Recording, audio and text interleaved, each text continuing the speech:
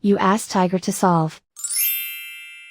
This deals with linear equations with one unknown.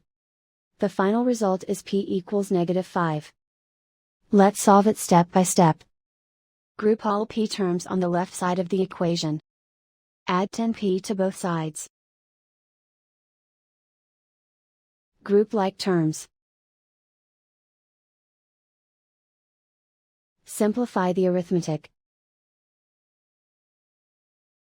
Group like terms. Simplify the arithmetic. Group all constants on the right side of the equation.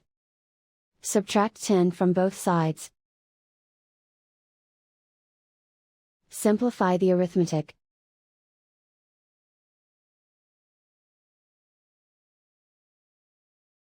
Isolate the p. Divide both sides by 15. Simplify the fraction.